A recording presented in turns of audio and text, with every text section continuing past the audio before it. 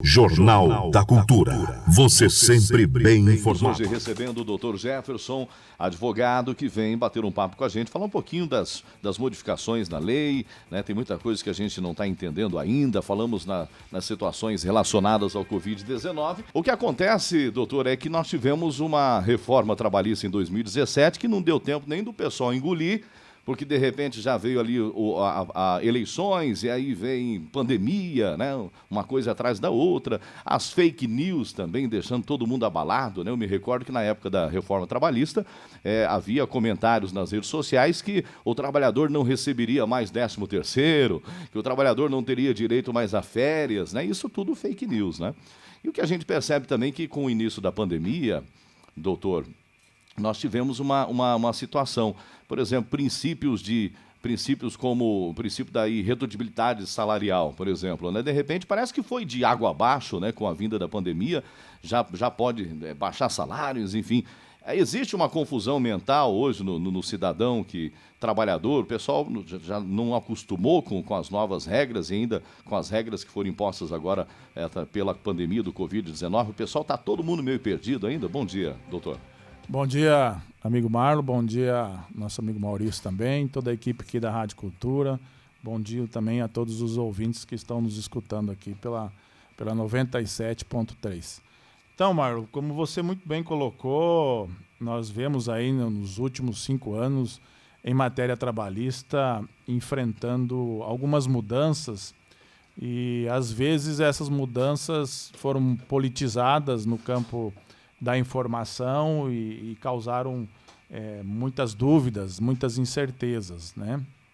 Então se discute muito a nível jurídico e também a nível do judiciário trabalhista a validade, a eficácia, o alcance dessas alterações que, como você também citou, vieram primeiro com a reforma trabalhista, que passou a vigorar a partir de novembro de 2017, e, ultimamente, com essa estado emergencial aí, que foi excepcional, né, causado pela nossa pandemia, pela Covid-19, que também forçou ou trouxe à seara trabalhista algumas normas que diferenciaram alguns direitos, né, que flexibilizaram alguns direitos que até então eram considerados irredutíveis, né, mas em nome da excepcionalidade da situação e justamente da própria manutenção dos empregos e das empresas é que se adotou esse critério jurídico aí de flexibilizar alguns direitos trabalhistas. Mas é claro que agora, no ano de 2020, nós continuamos vivendo aí as mesmas regras que as regras normais, né, do direito trabalhista. Então, quanto à proteção do trabalhador, ela continua garantida, todos os direitos continuam garantidos. Existem essas normas de transição que geram algumas discussões que ainda não foram pacificadas, porque são discussões novas que ainda não foram definitivamente julgadas pelo Tribunal Superior do Trabalho, que tem a última palavra em matéria trabalhista. Então, nós temos ainda aí um campo bastante inseguro, que a gente não tem certeza de como que, embora a lei e a sua interpretação nos conduza a um determinado resultado ou solução, pode ser que a jurisprudência, o entendimento do judiciário seja outro. Mas, enfim, isso faz parte do direito, o direito é dinâmico e nós, aí, os advogados que militam nessa área trabalhista, estão acostumados aí a lidar com essas mudanças aí, e temos que estar sempre buscando aí, estar se aperfeiçoando para estar por dentro dessas mudanças. Ô, doutor, nós estamos ainda vivendo a pandemia, né? Uma realidade que eu acredito que ainda vai continuar por alguns meses, né? E aí existem algumas dúvidas que surgiram nessa época pandêmica por parte do trabalhador, relacionadas ao Covid-19. Para a gente começar, por exemplo, o empregado que, de repente, durante esse tempo, acabou contraindo o Covid-19 no trabalho, ele pode ser indenizado pela empresa? Esse é um assunto também, um assunto novo que está sendo discutido no judiciário, que não tem ainda uma posição definitiva, mas nós podemos, em tese, né, pela análise pela interpretação da lei que existe hoje, que ele teria direito a receber uma indenização por conta da Covid-19 ser considerada uma doença ocupacional. Então, aí é claro que cada caso vai ser analisado particularmente para ver se os demais requisitos que dão ensejo à indenização, nesse caso, eles vão ser reconhecidos para que realmente o empregado tenha direito à indenização. Então, vai ser analisado, por exemplo, a conduta do empregador em relação à adoção de medidas restritivas, né? Se ele realmente obedeceu, teve um plano de contingência e um plano emergencial de adoção dessas medidas restritivas, se ele ofereceu álcool em gel, máscara, outros equipamentos aí que evitam a contaminação, se ele manteve o distanciamento, se é um trabalhador considerado do grupo de risco, se ele estava fora do trabalho, dispensado ou não, enfim, vai se analisar várias situações, se houve sequela ou não, o simples fato, a princípio, de ter adquirido a doença, só por isso não é um fato gerador de indenização, vai ter que ver se houve um dano efetivo, e aí a gente sabe que o dano ele pode ser material, no caso da pessoa ter alguma sequela, que reduz a capacidade de trabalho, ou que teve que despender recursos para curar, para pagar hospital, remédio, enfim. E também a questão do dano moral, que pode ser analisado aí, porque a gente sabe que agora, já passado todo esse tempo da pandemia, tem vários estudos demonstrando que essa pandemia ou a própria contaminação pela Covid-19 tem causado alguns transtornos emocionais, alguns transtornos psíquicos, que podem também ser reconhecidos como danos morais. Então, por conta disso, o trabalhador recebeu uma indenização. Então, a princípio, em tese, é possível do empregado receber uma indenização por ter contraído no trabalho, né? Tem que ficar bem específico, tem que ficar bem comprovado isso aí, que a contaminação se deu no ambiente do trabalho. E aí, então, vai ser analisada essas outras situações aí que eu coloquei para ver se realmente vai ser concedido ou não uma indenização ao empregado. Mas o que ressalta, e a gente já lá na época da pandemia, inclusive fizemos algumas lives com, na época, então, o juiz do trabalho aqui, o Dr. Márcio Inada, e também com um colega meu, que é juiz do trabalho em Santa Catarina.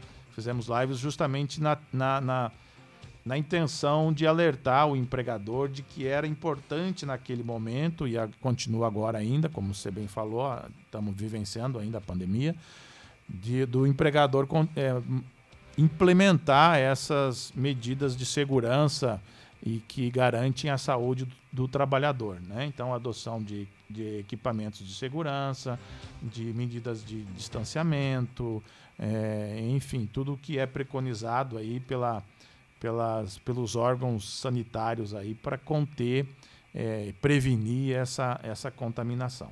Doutor, outra situação, de repente, se o funcionário adquiriu o Covid-19, né, seja no serviço ou seja fora dele, né, ele pode ser demitido pelo empregador ou não? Não. Isso não. A princípio, o fato dele ter adquirido o Covid não é uma causa de dispensa. É claro que o empregador tem o poder diretivo de dispensar sem justificar a qualquer momento. Mas é possível, é necessário analisar que se essa demissão foi decorrente do Covid, ela pode ser reconhecida como uma demissão discriminatória e, por conta disso, o empregador ter que indenizar também o empregado. Então, quando você demite uma pessoa com uma justificativa que dá ensejo a uma discriminação, e a princípio, nesse caso, você demitir alguém porque ele contraiu uma doença, e aqui é bom que a gente fale que não se refere somente à Covid-19, mas eventualmente o empregador aí contraia com qualquer outra doença e venha a ser demitido por conta disso, ele pode o empregador pode ser condenado a pagar uma indenização por dispensa discriminatória.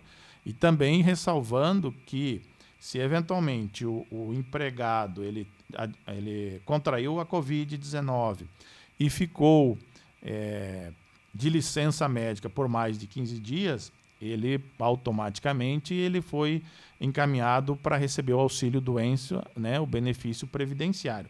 E esse fato de ele receber o benefício previdenciário lhe dá uma garantia de emprego de 12 meses. Então, ele tem, além dessa situação da análise da dispensa discriminatória, esta garantia de emprego aí por esse período aí de 12 meses. Doutor, especificamente o Covid-19, o tempo de tratamento em torno de 10 dias, né? Então, na teoria, no 11º dia, o funcionário já pode voltar a trabalhar. Sendo 10 dias, menos de 15, então quem é responsável por essa questão financeira é a própria empresa, não chega a ir para o auxílio-doença, né? Aí quem vai fazer essa avaliação é o médico, né? Geralmente um médico do trabalho aí que vai fazer a avaliação de qual o período que o empregado necessita para não só para estar livre da contaminação, mas estar também curado de qualquer outra sequela. Então, se o período de afastamento médico for menor de 15 dias, ele não tem necessidade de encaminhar para receber o benefício previdenciário, então aí a responsabilidade de pagamento desse período aí seria do próprio empregador, seria considerado uma falta justificada. É importante dizer também, ressaltar que o empregador não pode descontar do salário do empregado se ele se afastar durante esses 10 dias para se tratar do Covid-19. Na verdade, estamos falando do Covid-19, mas qualquer afastamento que decorra de problemas de saúde, e tenha comprovação por um atestado médico, é considerado uma falta justificada. E toda falta justificada ela não é passível de desconto do salário do empregado. Muito bem. São 11h47. Doutor, nós estamos vivendo agora esse momento da vacina, né, da imunização.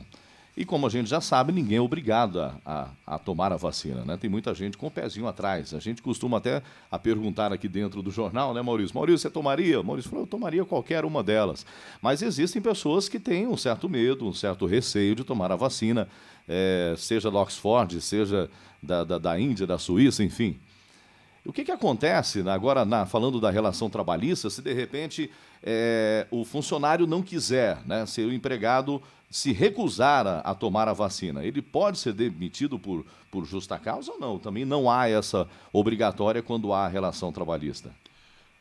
Bom, Marlon, é também um tema bastante polêmico, né? E ele se torna assumiu uma dimensão polêmica muito maior devido à politização que a gente tem sofrido aí com relação a essa pandemia, né? E principalmente essa questão da vacina aí, porque todo mundo quer ser o pai da cura, né? Então, isso tem prejudicado aí que as decisões e que as soluções para que essa pandemia acabe sejam tomadas de forma racional, né? Dentro da razoabilidade que o momento requer. Mas, enfim, tirando isso de lado, a gente é um tema também que está sendo muito discutido hoje na seara trabalhista, se o empregado é obrigado ou não a tomar a vacina, né?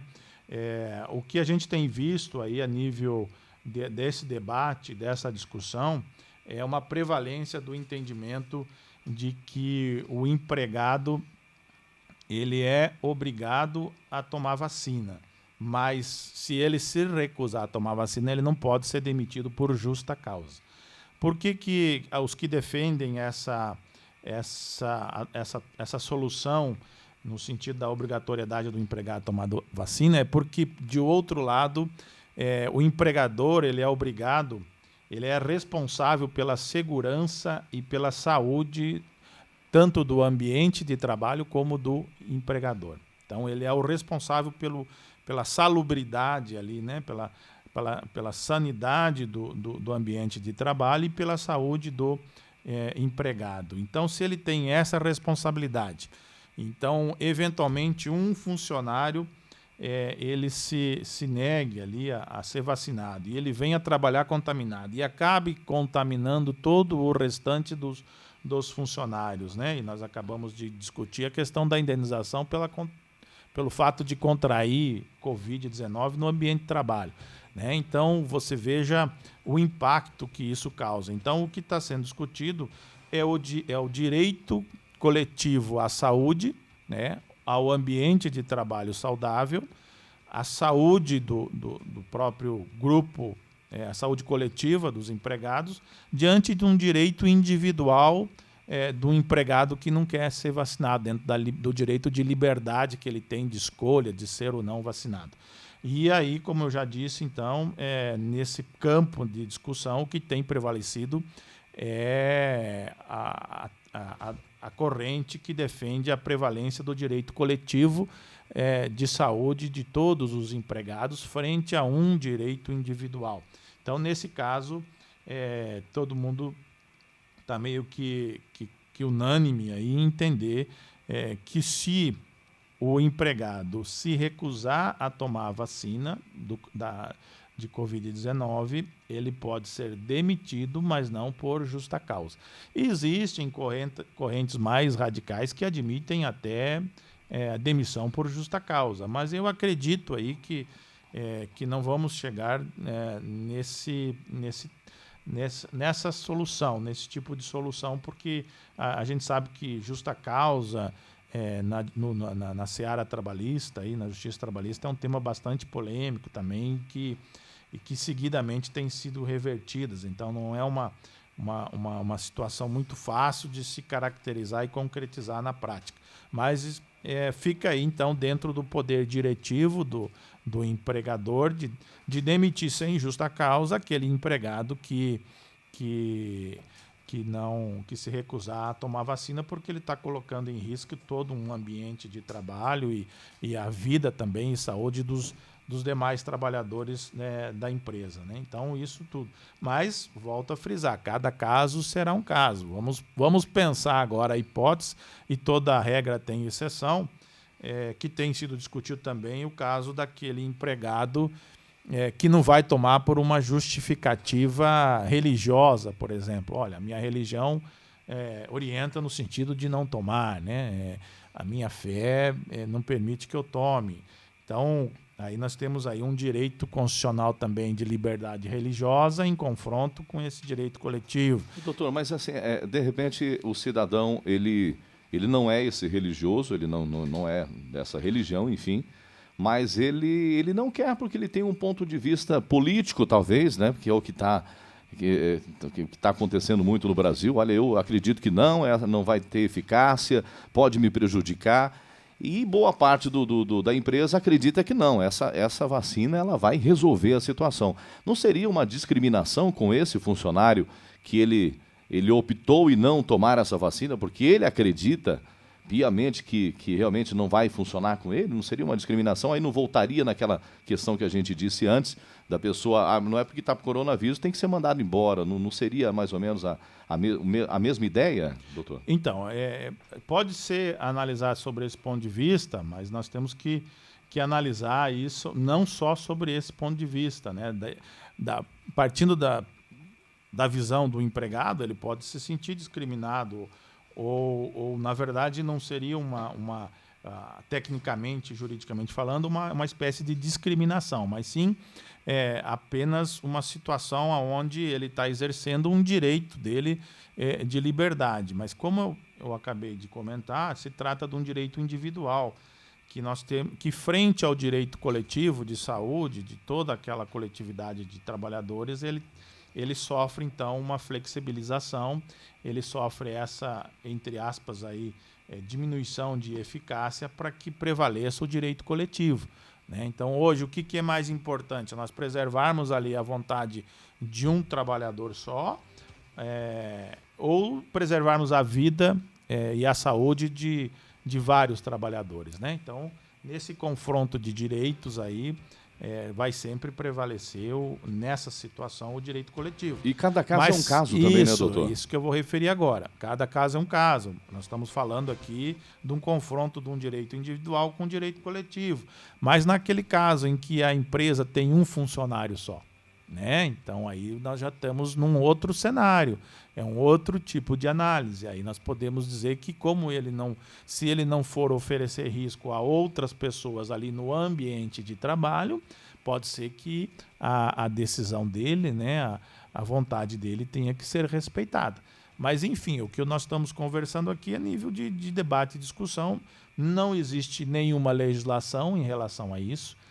Muito pelo contrário, né? Nós temos no Goiás, por exemplo, um decreto do governador lá dizendo que ninguém é obrigado a tomar vacina, lá no estado do Goiás, né? Então isso vai ter um impacto muito grande nas relações de trabalho. Aqui no Mato Grosso do Sul não tem nada nesse sentido. A nível nacional também não tem legislação, lei nenhuma falando se é obrigado ou não é, né? Então vai ficar cada caso. E a própria Justiça do Trabalho é um tema novo, não definiu nada, nenhuma orientação nesse sentido, mas nós sabemos aí que o Ministério Público do Trabalho tem pegado firme aí nessas situações aí. Então, são situações bastante complicadas, mas que vão ter o desfecho caso a caso. E agora a gente quer falar um pouquinho nessas situações do trabalho doméstico, né? Por exemplo, o empregado doméstico. Uma grande dúvida de muita gente, né? O empregado doméstico tem direito a receber hora extra, doutor? Muito bem, Marlon. Nós temos aqui uma evolução muito grande em relação ao trabalho doméstico, que desde o início ele tinha poucos direitos, mas aos poucos a categoria foi se organizando e conseguindo ampliar esse leque de direitos, e nós temos então finalmente uma lei complementar número 150 de 2015 que acabou por consagrar muitos direitos ao trabalho doméstico. E dentre esses direitos se encontra o direito a receber horas extras. Por que receber horas extras? É porque essa lei ela fixou a jornada de trabalho do empregado doméstico de no máximo 8 horas diárias e 44 horas semanais, né? De segunda a sábado. Então, toda vez que a jornada de trabalho exceder a esse limite, ele vai ter direito a receber hora extra com adicional de 50%, né? Da hora normal, né? Então, e aqui eu gostaria de frisar também que essa lei que regulamentou a relação de emprego doméstico, no artigo 12 também ela exige que é obrigação do empregador doméstico fazer o controle de horário do trabalhador doméstico, né? Então, através de um cartão ponto ou algo assim? Isso, aí a lei deixa bem livre como vai ser feito esse controle. A lei só exige que seja feito um controle de forma idônea. Aí pode ser numa agenda, numa folha de papel, onde o próprio empregado registre o dia, a hora que chega, a hora que sai, a hora que entra, o intervalo, né? Enfim, todas essas anotações corriqueiras aí da jornada de trabalho.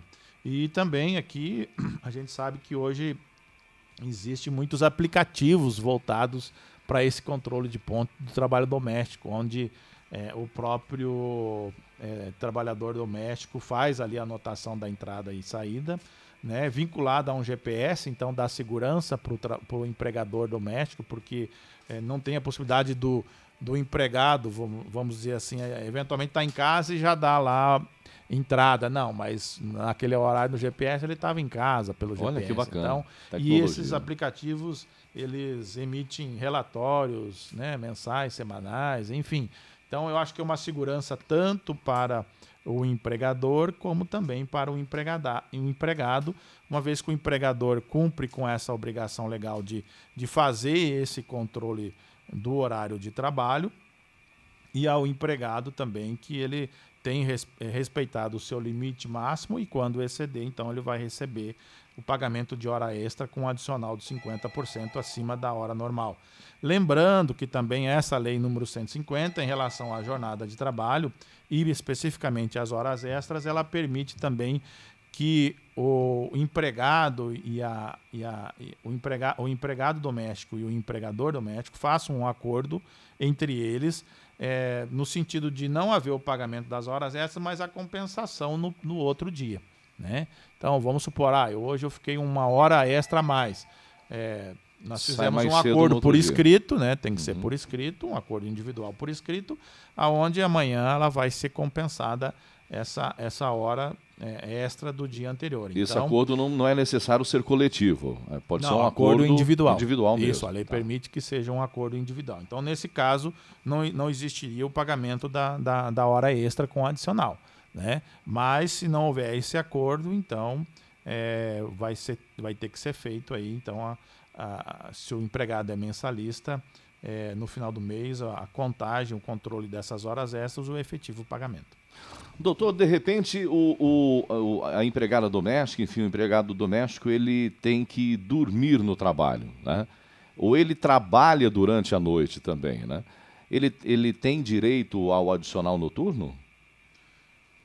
Muito bem colocado, sim. O empregado doméstico, vamos dividir essa situação em 2 questões. Primeiro, o que trabalha dentro, o que mora na própria residência de trabalho. Nesse caso, a gente nota mais ainda a necessidade de haver um controle do horário de trabalho, de entrada e saída, né? Por quê? Para que não haja nenhuma confusão entre o período que ele está em descanso com o período que ele está em trabalho. Porque mesmo que o empregado resida no próprio local de trabalho, né, esse tempo que ele está fora do emprego, fora da jornada, não é considerado hora extra, a não ser que efetivamente ele continue exercendo a atividade doméstica ali naquele local de trabalho. Então, nesse caso, reforçamos aí a necessidade, a importância desse controle de ponto aí.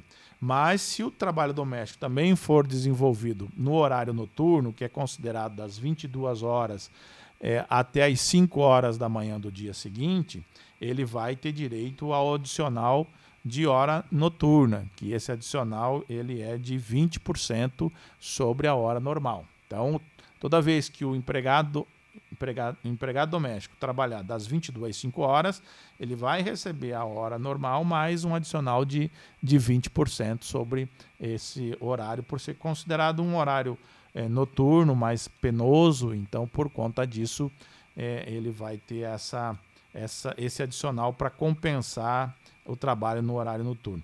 Também vale lembrar que o horário noturno ele tem aí uma diminuição na sua duração. Ele é considerado de 52 minutos e 30 segundos. Né? Outra dúvida, doutor. O empregado que comparece 3 vezes por semana na casa para fazer a limpeza, ele é um empregado ou ele é um diarista? Muito bem colocada. Essa lei complementar número 150 de 2015, que eu acabei de referir, ela traz no seu contexto a caracterização do trabalho doméstico. E ela traz aí um critério, justamente, um dos critérios para a caracterização do trabalho é justamente o critério da habitualidade. E para isso ela adotou o critério de que se o empregado trabalhar habitualmente mais de 2 dias por semana, né, numa residência familiar, sem atividade econômica, vai ser considerado trabalho doméstico. Ou seja, se ele trabalhar até 2 dias por semana, não será considerado empregado doméstico, vai ser considerado diarista. Agora, se esse trabalho se der a mais de 2 dias, como no exemplo que você falou de 3 dias, então ele será considerado trabalho doméstico e, consequentemente, vai ter todos os direitos que a Lei 150/2015 lhe garante e também a CLT. Muito bem, são 12 horas e 12 minutos. Doutor, o trabalhador doméstico tem direito a receber o adicional de insalubridade? E também, outra pergunta que eu faria para a gente incluir nessa questão, a periculosidade também. A gente percebe que tem prédios aí onde a empregada doméstica, enfim, Eles têm que lavar do lado externo ali, e aquilo é tudo um perigo, né? Como que acontece essa situação, doutor?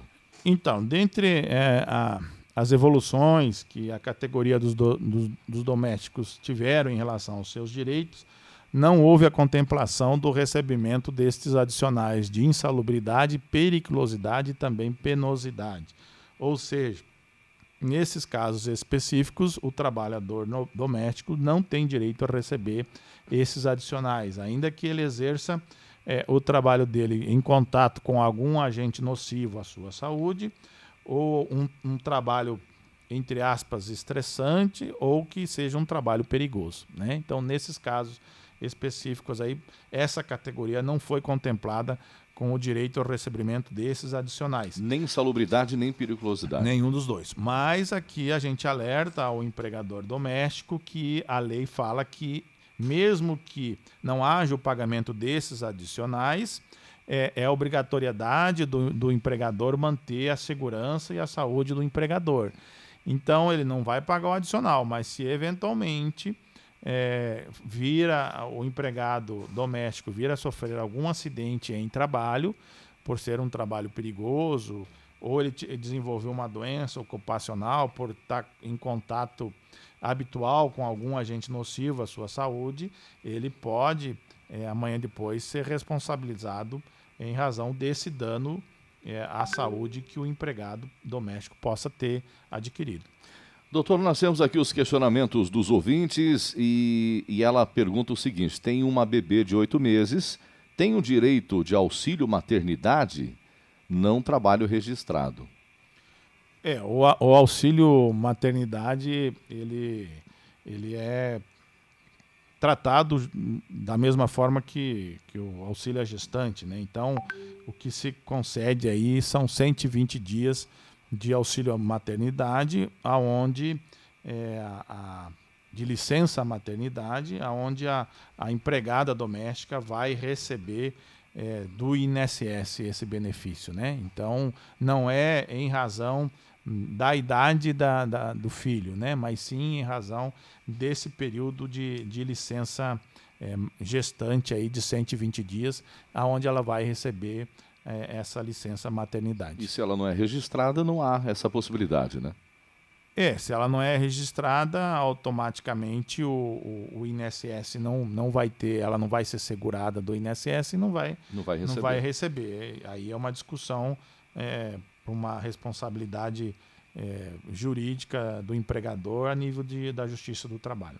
Doutor, tem uma pergunta que se encaixa muito bem com o que o senhor falou agora há poucos instantes. A pergunta é o seguinte: a minha esposa trabalha todos os dias durante a semana até meio-dia e só folga na quarta-feira. Ela é empregada, é diarista ou mensalista, né? Ela é empregada, né? Ela já passou de 2 dias, já tem o vínculo, né? Sim, na verdade, ele não falou se ela trabalhar, aonde que ela trabalharia, né? Se é num emprego só, né? Porque também um dos requisitos para caracterizar o trabalho doméstico é que seja atividade desenvolvida em ambiente familiar, na residência da família, né? Então, mas de qualquer jeito, nesse caso, independentemente de o trabalho estar sendo desempenhado na residência ou num comércio, por esse período, essa habitualidade aí, havendo subordinação, vai ter caracterizado o vínculo de emprego. Ele explicou aqui que ela trabalha na residência e dois dias da semana ela trabalha também no escritório, fazendo limpeza de 1 hora. Provavelmente para o mesmo empregador, né? Nesse caso aí, que a gente chama aí de uma relação de trabalho híbrida, né? Que envolve residência e também envolve o escritório. Não existe uma definição legal em relação a essa situação, mas o entendimento que a gente tem notado na Justiça do Trabalho é no sentido de reconhecer o vínculo de emprego como se fosse trabalhador normal e não doméstico. Aí então ele vai ter todos os direitos de um trabalhador normal. Doutor, tá vindo questionamento de todo e qualquer tipo aqui, viu? Peço licença para a gente continuar atendendo aqui alguns ouvintes. Bom dia, meu marido é caminhoneiro e sofreu uma tentativa de assalto e veio a perder o olho direito. O que acontece agora? Teria que saber aí se ele é empregado, né? Se ele era empregado ou era autônomo, né? Se ele é autônomo e recolhia para o INSS, ele vai ter direito ao benefício aí, previdenciário por auxílio doença durante o período aí que ele ficar se recuperando, e depois, se isso atrapalhar o desempenho da atividade, ele pode também vir receber uma aposentadoria por incapacidade permanente, né? No âmbito trabalhista, se ele for empregado, vai se analisar aí a questão da culpabilidade ou não do empregador. Se o empregador tomou todas as cautelas e medidas para evitar que esse fato aconteça, porque a gente sabe que a nível de transporte rodoviário é um fato corriqueiro, não é nada excepcional. Então é necessário que o empregador tome algumas cautelas aí no sentido de garantir também a segurança do trabalhador. Mas aí vai ser analisado o caso em específico, se ele facilitou, no sentido de repente, estacionou num local que já é um local, vamos dizer assim, conhecido de assaltos, né? Então ele já estava ali se sujeitando a um risco maior. Vai ser analisado toda a situação, mas em tese, todo acidente considerado em serviço, o acidente de trabalho, ele é passível de indenização. Muito bem, doutor, a gente gostaria de continuar com a entrevista, mas o nosso tempo é meio curto, né? Mas eu já convido o senhor a retornar aqui na emissora para a gente continuar esse bate-papo. Nós vamos ter muita coisa para responder dos ouvintes ainda, e a gente espera que haja uma parceria realmente com o Dr. Jefferson, com todo o seu escritório, para mensalmente, talvez quinzenalmente, a gente está batendo esse papo e falando um pouquinho sobre direito, não só direito trabalhista, mas trazendo aí algumas informações ao cidadão que merece estar bem informado. Obrigado, viu, doutor? Eu que agradeço, Marlon, o convite de vocês aí da Rádio Cultura, e estaremos sempre à disposição aí que vocês necessitarem para estar aqui trazendo, dentro do possível e daquilo que o nosso conhecimento alcança, as soluções e resolvendo as dúvidas aí que possam surgir. Mas eu gostaria nesse momento aí de dizer que a gente já mantém uma parceria muito grande, há muito tempo, com a Rádio Cultura, e lembro aqui do nosso saudoso amigo Araiti Frederico, que infelizmente nos deixou aí o convívio em razão dessa pandemia e dessa Covid-19. E eu gostaria aqui também de deixar essa lembrança em homenagem ao nosso saudoso radialista Araiti Frederico, que aí desse mesmo lugar, desse mesmo microfone, foi muitas vezes a voz da população de Chapadão do Sul, trazendo todas esses problemas, essas dificuldades, essas dúvidas enfrentadas pela nossa população. Então, tenho certeza que você vai conseguir aí muito bem desempenhar essa função que era desempenhada por o nosso saudoso amigo, e fica aqui então essa lembrança e essa homenagem para que, da onde quer que ele esteja sempre olhando para nós aí e também nos orientando para que a gente consiga seguir aqui a nossa missão, o nosso caminho, e um dia, com certeza, iremos todos nos reencontrar. Muito obrigado, doutor Jefferson, que veio para falar sobre alguns direitos, né, dos trabalhadores. A gente não falou de tudo, é claro, é muito abrangente, né, muito grande, inclusive, né, doutor? Mas nós voltaremos a falar ao decorrer dos dias. Cultura FM.